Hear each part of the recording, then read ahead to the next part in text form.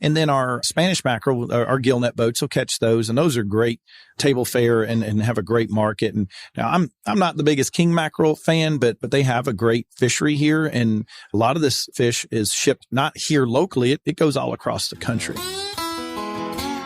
Welcome to the Eat Y'all podcast, where we discuss the struggles and successes of the farmers, food producers, and chefs who are working to get better ingredients into restaurants today and to ensure their availability in the future. This episode of the Eat Y'all podcast is made possible by a partnership between Alabama Gulf Seafood and Gulf Shores and Orange Beach Tourism. Check out the show notes to find links to the people and places mentioned in this episode.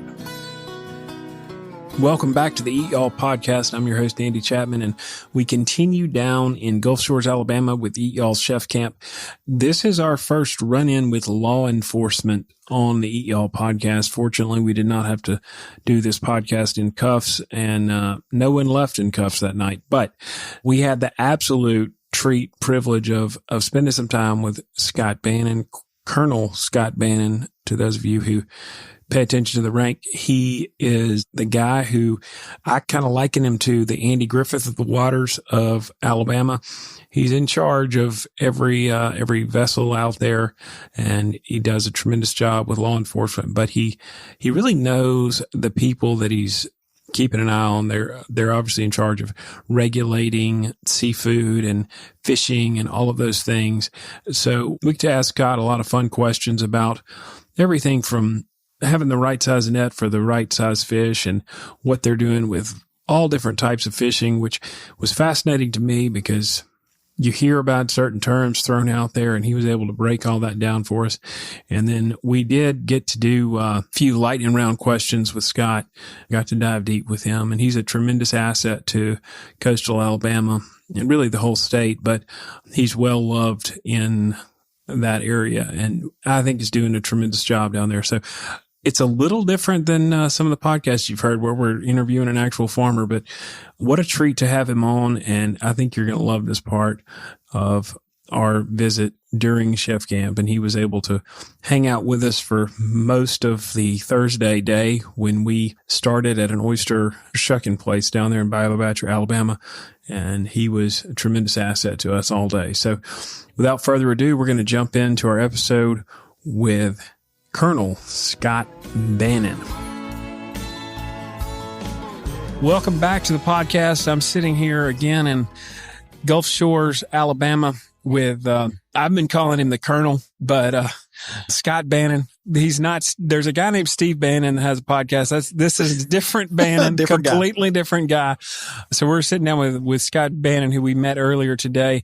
And I think you showed up at, where were we when we showed up? You were at Anna's Oysters, or their seafood there. And, Commissioner Blankenship, who's the commissioner of the Department of Conservation, wasn't able to come down, and he's a huge supporter of seafood. And so they asked for me to step in because my role is the director of marine resources. We're the regulatory folks for the seafood business in Alabama. For those of you who can't see Scott Bannon, he does have a Glock on his hip and a smile on his face. So, when he walked in, I'm not even going to kid, I saw all the chefs go, oh crap, who's getting arrested?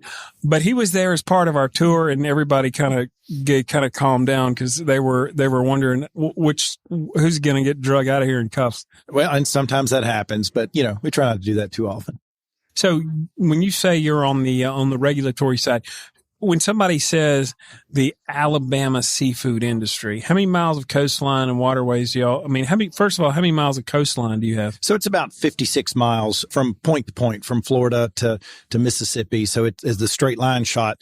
But then you have about 1,700 square miles when you count Mobile Bay, Mississippi Sound, and then the Gulf beaches and the amount of water we regulate offshore. How many people do you encompass in that regulatory for that 17? So if you just talk about the populations of Mobile and Baldwin County. No, I'm talking about your force, your regulatory body. Okay, yeah. So we're a division of about 70 employees, and that includes our administrative staff, 19 enforcement officers who enforce the conservation laws, and then the scientists who do the research and the studies, and they're really the backbone of what we do as a regulatory agency. They pull together the data that helps us make decisions to help guide the seafood industry in Alabama. So are they the people that say, hey, we need more snapper season or less snapper season? Well, a lot of people say that, but yes, so we have a staff. Do they have a say in that part? Cause I know like a lot of the recreational folks are like, there's so many snapper. We want more snapper. And I'm not trying to pigeonhole you because I know in Mississippi, that's always a thing. There are two things that are on my mind 24 hours a day, red snapper and boating access or boat ramps. So we spend a lot of time on that. And so we have our chief science officer, Kevin Anson. He does a great job with our snapper data and our snapper check program. But we partner with people like the University of South Alabama, where they do a lot of research for us in the red snapper world off the coast of Alabama. We have arguably the world's largest artificial reef zone. We're about 1,200 square miles. We recently added about 110 square miles to that. We're in the process of deploying about 700 artificial reefs in addition to the thousands that are already out there. So we have a tremendous amount of data. We put a tremendous amount of effort into that. And we put a lot of heart and soul, blood, sweat, and tears into it. Well, I know everybody's always talked about, there's nobody harder working than the seafood industry. Well, we walked into our first stop today, which was that Anna's Oyster place. And as soon as we went through, they had the plastic thing to kind of keep the cool in and the hot out, which of course is about the same temperature in and out because it's November right now. But, there was a banging and hammering and oyster shells hitting aluminum or steel or whatever that was. And I think kind of everybody was just like, whoa, this is where the magic happens. And, they were talking about that side of things. So you have your oyster side of things where they're tonging the oysters. We just spoke with Joe, who's one of the farmers who's farming oysters.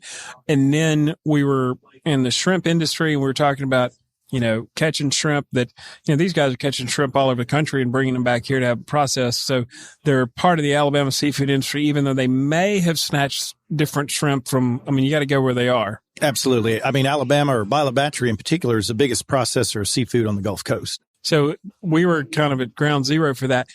One of the things that I want to ask you about, and going back to the snapper, is so when we were on the dock beside the boat with Ernie and Dominic, they were talking about how they're trying to shrimp and they have they're saving the sea turtles with that apparatus, which does let some of the shrimp go that they're trying to catch. But then he was talking about how, man, we had so many fish that we didn't want to catch, and we want to get the oysters and that process. Who catches the fish? Because that's the one thing we didn't see. How does a red snapper, a swordfish, an amberjack, whatever, get from the water to our chefs? So it's hardworking commercial fishermen. So in Alabama, we have commercial fishermen of all types. When, again, you talked about the oysters, we have people that go out on our public bottoms and they tong oysters. It's very, very hard work and very industrious, hard work, and just good folks that go do that. And then we have the fishermen who catch our inshore species, things like mullet and fish like that you get. If you've never had fresh fried mullet, you need to try that while you're here. And Biloxi bacon, they call it. Exactly. So you understand that. And so then we have our guys that do the offshore fishing as well. So they're more federally regulated, but that is left to us once they kind of reach the dock, that we help manage that. Our enforcement guys help enforce the rules offshore, but they are just local everyday guys. So when you're snapper fishing like me on a 26-foot contender or whatever, I've got a reel and rod and I'm dropping a little piece of squid and bam, right? How do they catch a snapper? So in Alabama, most of them do it very similar to that. Most of the commercial snapper fishermen in Alabama are day trip guys. They go out for a couple hours and they come back. They're in center console boats. They're in relatively fast boats. And there are others that do it the more traditional way where they go overnight. But a lot of them use what we call a bandit rig. It's a multi-hook electric reel that they deploy over the side with multiple pieces of bait. They drop it to the bottom or drop it to whatever depth, and then they bring it back up, and they generally have a pretty fair catch of fish. And so some of them do it with the single rod and reel with a couple of hooks on it, and they manually reel them in. But most of them have gone to electric reels, and it's a day trip type fishery. So then those fish in the water one day, and then they're hitting somebody's dock on ice. They're hitting the dock usually either that night or the very next morning, and then they're getting processed, and generally they're in the marketplace within a few days all over the country. Yeah. And then, so, all right, when you're talking about mullet, is that a netted thing or is that? Yes. Because I've caught a lot of mullet, and I wasn't ever trying to catch a mullet. So mullet are an interesting creature. They don't bite hooks very well. They're recreationally, some people snag them with a treble hook. But commercially in Alabama, we still have a commercial gill net industry. It's a very efficient and effective way to catch species like mullet and Spanish mackerel. And then we also have a commercial cast net guys that throw that open net. And that's a lot like work too. I don't know if you've ever thrown a big net, but I've thrown the one that's the size of like a small trampoline, you know. No, these guys throw they're 15 foot in diameter. So, I mean, it's a big net, and they'll catch fish that way too. So between those two, they provide a lot of fresh mullet. And this year, time of year, we have what we call the roe mullet market, which is they sell the eggs and the roe from those fish. That's awesome. So you got snapper, mullet. What are some of the other like big fish that kind of center of the plate fish that these chefs are getting from the waters out here? So here off Alabama, a couple of other fish that you'll get is you do have some cobia fishing. And so you're from Mississippi, so they may call it lemon fish. Yeah, or I've heard it both ways. So you have 3 names for that one particular fish, and we're having some challenges with those. We're doing a lot of research on the cobia, finding out where they go, how the stock is. But that's an extremely popular fish. It's the steak of the sea, so to speak. And some of the others are Spanish mackerel and king mackerel. We have very large fisheries for those, where the guys for king mackerel, they'll catch those with rod and reel and have mackerel permits. And then our Spanish mackerel, our gill net boats will catch those, and those are great table fare and have a great market. And now I'm not the biggest king mackerel fan, but they have a great fishery here, and a lot of this fish is shipped not here locally. It goes all across the country. Did you know that 30 million pounds of fresh seafood are caught off the stunning 53-mile coast of Alabama each year? Alabama Gulf Seafood and Gulf Shores Orange Beach Tourism recently hosted the EATYALL Chef Camp where this episode was recorded. To learn more about Alabama Gulf Seafood, visit eatalabamaseafood.com, and to plan your next culinary beach adventure, visit gulfshores.com. So when you're talking to the chef in Chicago, Illinois, who's listening to this, and he's looking at me going, what is a gill net? So it's a net that I always reference it. It looks like a volleyball net, so to speak, and it has a float line on top that would keep the top of the net on top of the water, and a lead line that weights it down at the bottom. And so it's used to encircle fish, or you do it in a straight line, and the fish swim into that net, and you round them up and you pull them into the boat. And you can regulate the species and size of the fish by the spacing of the bars on that net. So the squares, the mesh. Right. The bigger it is, the bigger the fish. The smaller it is, the smaller the fish. Or you can exclude fish by using that, where the smaller mesh will sometimes keep the bigger fish from getting in there. It's a very efficient and method of fishing that is still allowed in Alabama. It's not allowed in some states. A lot of controversy over the years. It's a limited entry system here in Alabama. There's only 47 of those licenses left. And most of them, they're just very hard-working, industrious folks that are really working to feed America. That's amazing. So gill nets, we got oyster tongs, we've got shrimpers. I tell you, if you can tell, so Dominic, and I really wish we had the podcast gear standing on the dock with Dominic and Ernie, because I feel like our grandkids are going to want to know the sort of things that Dominic and Ernie were talking about when we were standing there beside the massive shrimp boat, the nicest shrimp boat I've ever seen. And I have spent about 18 hours on a shrimp boat, and I think we went about 6 miles. But he was talking about how we troll like 2.2 to 2.6 miles an hour. And I'm like, seems like it wasn't even going that fast. It almost seems like you're going backwards sometimes. Yeah. But so they were talking about the different netting situations and all that. What if you're going to get into the shrimp industry, or you're a shrimper? I mean, just kind of walk people through, like, to get a head-on U10 shrimp that hits your kitchen door that you're going to turn into a shrimp cocktail or whatever. What does that whole process look like from you get on a boat that he talked about? I fill it up with 41,000 gallons of diesel. So first off, you need about $1 million if you want to buy a brand new steel hull 100-foot shrimp boat. Nothing's cheap, but this is a lifelong investment for folks. So they'll buy these 100, 110-foot steel hull boats, which are often built here in Bila Battery and here in Alabama. And so the amount of gear that goes on there is tremendous. thousands of feet of cable and chains and nets. And so when they're pulling a net, the offshore shrimp boats, we call them the big steel hulls. So they'll pull 4 nets 50 to 60 feet wide. So you're looking at 100, 120 feet of width of net on each side of that boat. So it's covering a lot of territory.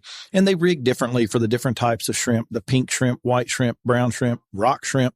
And I know I'm starting to sound like a movie, but the effort that goes into that, it also includes the processing that occurs on the boat. So those shrimp, and you talked about, they don't want to catch fish. That's not their purpose. That's not what they're designed to do. And that's not where their money is. So they want to avoid places of fish. So we actually work with the industry when we're working in our artificial reef zone to not take over areas where they would predominantly shrimp. And because that just burns fuel and makes extra work for them. So those nets, when they dump them on the deck, usually it's a 3-man crew that will pick shrimp. That means they're sorting those shrimp on deck. They're sorting them by size, and they may be deheading them, popping the heads off of those shrimp. And so they're doing a processing on board the boat. It goes in a slurry tank on there, and then it goes into a freezer on those big steel boats. And it's ready to go to market as soon as they get back to the dock. And so they'll be gone anywhere 30 to 45 days. And if they leave out of Bila Battery, they may go as far as North Carolina, somewhere in the Keys. They may go as far west as Texas, but they go where the money is, where the shrimp are. And I think a lot of times people don't even think about the different types of shrimp because they're just like, well, I want, Royal Reds, right? They say those words. And, I see you choking up a little bit with Royal Reds. And then they're just, Royal Red is a completely different animal, so to speak, and it's a very high value product that they do catch here in the Gulf. And those guys, they fish with thousands of feet of cable out. It takes forever to deploy that gear and to pull it back in. And they operate a little bit different than the rest of the shrimping fleet. So it's a very limited number of people who do that. Again, that's why the price is higher on those, but they're good. Yeah. It seems like 4 or 5 different shrimp opportunities just in the shrimp world. Correct. And of course, they all come in different sizes because they don't just grow U10s. No. And they sort them by size. And as you guys saw at the processor today, it's amazing how the machines can sort that, and they pack them individually, and pretty quickly it's ready for you to go in and make a purchase. Wow. All right. So Scott, we're going to go into we're going to have a little transition here. Okay. So we did the super serious hardcore stuff. And now we're going to peek under the hood, do a little bit more Dr. Phil, and try to figure out. And I think we talked about this earlier today when I met. So your position over in Mississippi was a good friend of mine for quite a while. And, who was he was, if it was wet in law enforcement, he was involved basically. So I know you got your badge and your gun, but we got some other serious things we need to talk about. So what's your first, and this is kind of like the lightning round. Okay. So what's your first seafood memory? When was the first bite of seafood that you remember as a child? So I grew up as an Appalachian American in Kentucky. So seafood wasn't even on the menu. I was actually in the Coast Guard in Puerto Rico, and somebody offered me fish tacos, and I gave them probably the oddest look ever, and quickly developed a love for seafood, something I never considered. So Puerto Rico is where I was in Puerto Rico in the Coast Guard. So how old were you? So I was about 19. Wow.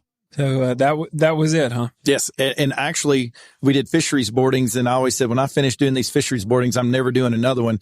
And now I'm head of a fisheries agency. So God has a way of turning things around on us and putting us in our place. That's a great seafood memory. All right. So we're going to kind of go into the lightning round. You can expound if you need to, but we're going to start with biscuits or cornbread. Biscuits.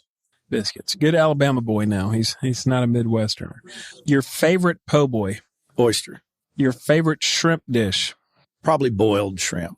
Just plain boiled, get down and dirty shrimp. So when you boil a shrimp, you being where do you live in? I live in Mobile. So I'm here in Mobile, Alabama. Yeah. So if a properly boiled shrimp in Mobile, what do you dump in the pot?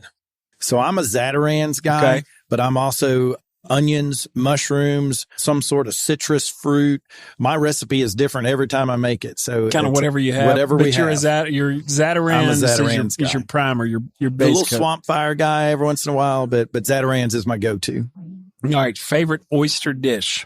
Char grilled. So putting those babies out there with some cheese and cooking them on the grill. And lots of butter. And I feel like we're smelling wafts of that. I feel like there may be some of that occurring here in the background. Do you have a memorable seafood dinner moment that you like? One of the best meals of my life involving seafood was. So I will say I've had a couple of those that I'll put on the same level, and they were all based on some research trips that we did where we came back and we were sharing the fish that were caught on those trips with some people from like Congress and things like that to show them how the science works. And we had some chefs, much like we have here today, who prepared them in a variety of ways. And you start to say like, well, I don't know which one I like better. So I tell everybody, that's a good spot to be in when you're trying to explain these different seafood dishes and they're all number one. Do you have a favorite beverage to celebrate seafood with when you're off duty? So off duty or on duty, I'm a sweet tea guy. So 1 year from today, if we're celebrating the life of Scott Bannon, what are we celebrating? If we get back together 1 year from today, what would you have accomplished? What would you be fired up about? So if we're going to relate this to what we do here, I hope it's that people know that Scott Bannon was not a government slug, a regulator guy. He was a guy that loves the people that catch seafood. He loves the people that eat seafood, people that sell seafood and cook seafood. That what I do it with a passion. I'm probably a little bit of a workaholic. If you ask my wife, maybe a lot of a workaholic, but I do it because I truly love what I do. I feel like it's a calling for me because nothing in my background says I should be here. So I hope that people look back and say that Scott did what he thought was the best for the resource and for the people, because it's a tough balance. And he did it because he was surrounded by great people that hopefully he helped lead in the right direction. Awesome. All right, I got two more questions, and this one is even funnier asking you. Imagine I called your wife, we can say it's in 3 hours, and say, hey, look, Scott got arrested. What is the one thing that she's like, I cannot believe this is what he did? You're like, what does she think you did? So she's going to know that I probably said the wrong thing to the wrong person, because sometimes she says, can you not just shut your mouth? So it's probably going to be related to something I said. There you go. That's something we all have to work on. Yes, for sure. All right. So what inspires you to get up in the morning, strap on the boots or the Cajun Reeboks or whatever you wear when you're headed out on your job to go take care of the waters of Alabama? So here's the thing. I think you misrepresented what I do every day is that you say I go to a job. I don't go to a job. If I had a job, I don't think I'd be happy. I get to do something I love almost every day. I tell people I work about 1% of the time. Now that 1% of the time is about to kill me, but the rest of the time I get to meet with amazing people. I get to watch our amazing staff they do all the work. I just help kind of lead the way, set the path for them. So I don't ever wake up with anxiety to go to work. I don't ever go to bed with anxiety about work. I always think there's things that I should be doing. There's more that I should be doing. I'm kind of a dreamer. I have lots of things, and my challenge is getting them on paper and lined up. But yeah, since I don't have a job, I don't really know what that would be like. Well said. Well, Scott Bannon, thank you for joining us on the podcast, and thank you for hosting us and getting us around to all the places we needed to see down here. No, I'm glad that you guys got to experience the greatness of South Alabama, and I'm pretty excited by the smell that's coming up here. It's getting worse and worse. I'm like, okay, well, I'm trying to see how many podcasts I can do before dinner because I don't know if I'll be able to move afterwards. So thank you for the opportunity. Well, it's great to be here. Thank you. You've been listening to the Eat Y'all podcast, hosted by Eat Y'all founder and chief relationship officer, Andy Chapman. If you enjoyed this episode, it would mean the world to us if you'd join us in our mission to save family farms by subscribing and leaving a review. Even better, share this episode and follow us on your favorite social media account at Let's Eat Y'all.